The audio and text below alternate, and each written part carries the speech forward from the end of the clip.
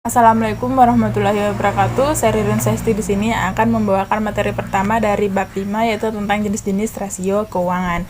Nah, jenis-jenis rasio keuangan ini dapat digunakan untuk melihat kinerja manajemen dalam perusahaan yang sangat beragam.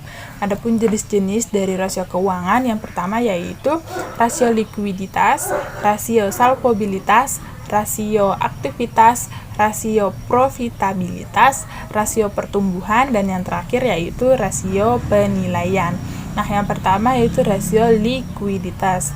Rasio likuiditas ini merupakan rasio yang digunakan untuk menilai atau menggambarkan suatu perusahaan dalam membayar kewajibannya jangka pendek.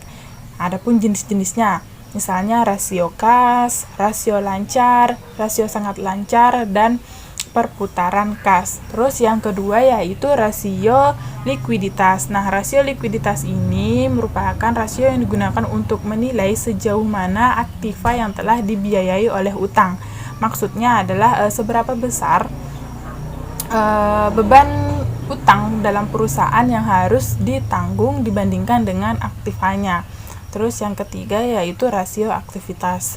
Rasio aktivitas ini digunakan untuk menilai seberapa efektifkah perusahaan dalam menggunakan aktiva yang dimilikinya. Adapun jenis-jenisnya, misalnya perputaran piutang, hari rata-rata penagihan piutang, perputaran persediaan, hari rata-rata perputaran persediaan.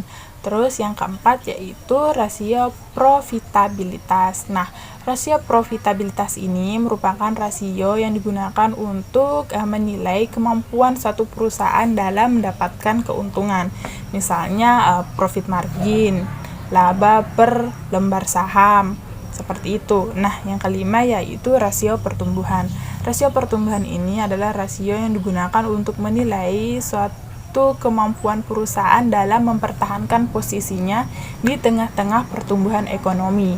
Terus yang keenam yaitu rasio penilaian. Nah, rasio penilaian ini adalah rasio yang digunakan untuk menilai kinerja manajemen dalam menciptakan nilai pasar, seperti rasio harga saham terhadap pendapatan dan rasio nilai harga saham terhadap nilai buku.